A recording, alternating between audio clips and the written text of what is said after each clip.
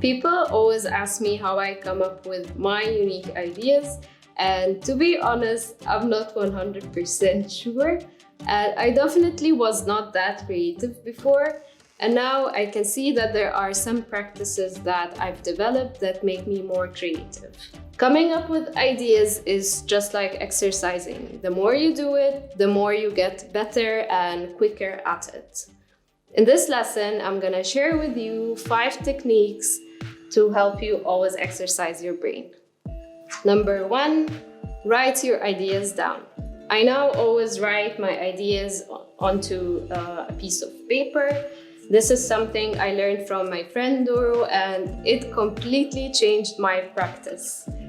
This is how I used to work. So I get some ideas, I jot them down into a sketchbook I had, but in reality, I always forgot to do this. It was like, I never opened the sketchbook and saw it, so I always forget to do it.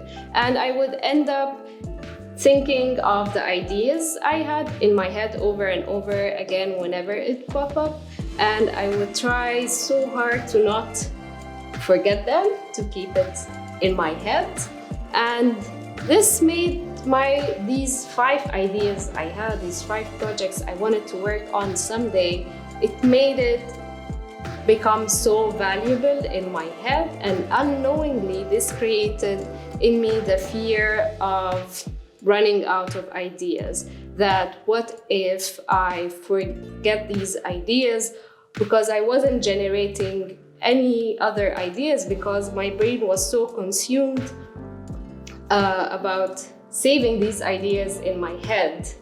And I only noticed it when I started writing my ideas down, saving it somewhere else out of my head, and freeing all this space. Now all this mental energy that I was using to remember these ideas was now used to generate more ideas.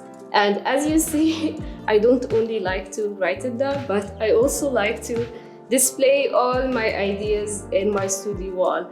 And the more I did this, the more I saw how many ideas my brain is capable of coming up with. And the more I did this, the more ideas I had, the more ideas I wrote down, the more space I freed in my head, the more ideas I had, the more ideas I saw, and so on. I know it sounds so simple, like just write your ideas down, but try it out. Write your ideas down, save it somewhere else outside your head, and make the effort to look at your ideas and destroy this whole fear that you'll run out of ideas. It is not even possible. Your brain will always make new ideas. Number 2, dissect big ideas. Every single idea goes onto a piece of paper.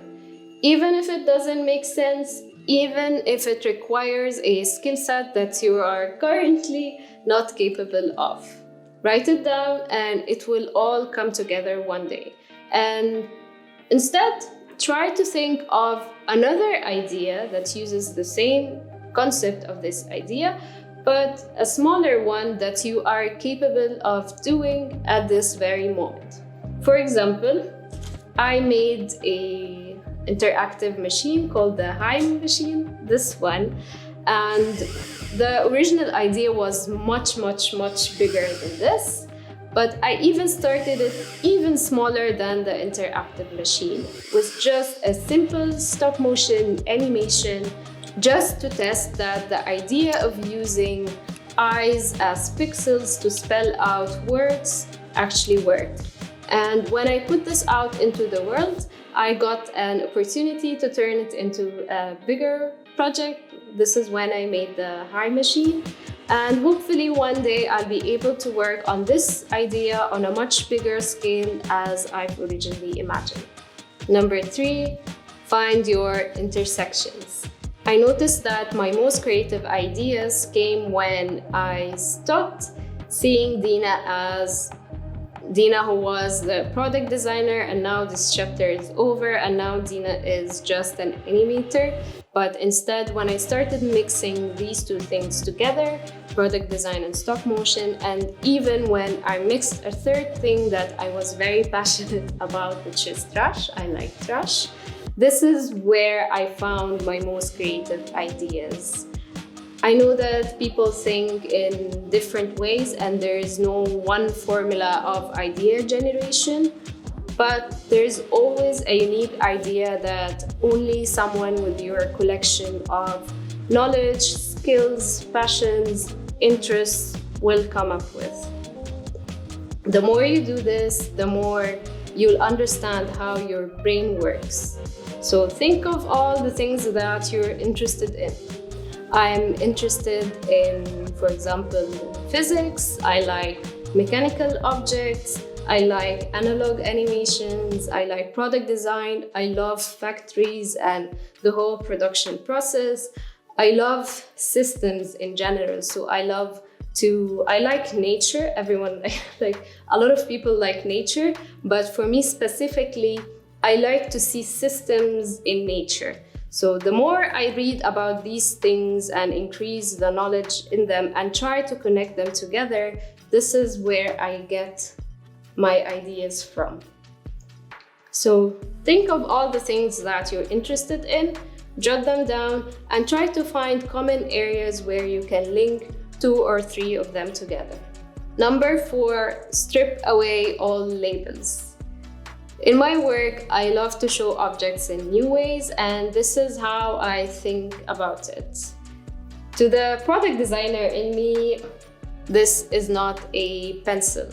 This is a hollow piece of wood that was once a tree that is now filled with a black powder that is formed into a stick. I stripped away all labels, and this opens so many opportunities because you can only sharpen and write with a pen, but now that this is even more than wood, there are so many possibilities and ways to use this.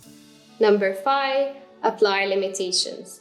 I think that people mix up between how do you get inspired and how do you come up with ideas. I don't think that these two things are the same thing. Coming up with ideas is a lot of work, it's a lot of practice, and limitations are a fantastic way to apply boundaries for your brain to think within. So I don't think that you should wait for an idea to just magically strike. I think that the more you practice coming up with ideas, the better you will get at it. So apply your own limitations. Choose a word, an emotion, a color as a theme for your animations. When I first started, I picked a random object, a product that I took apart for a year and a half, and I animated it consistently. This was my limitation. And I have to note that if I wasn't passionate or inspired by product design, I wouldn't have done this for a year and a half. So to sum all this up, write down your ideas, dissect bigger ideas into smaller ones, find out what you're interested in and try to find common points between them, strip away all labels and apply your limitations.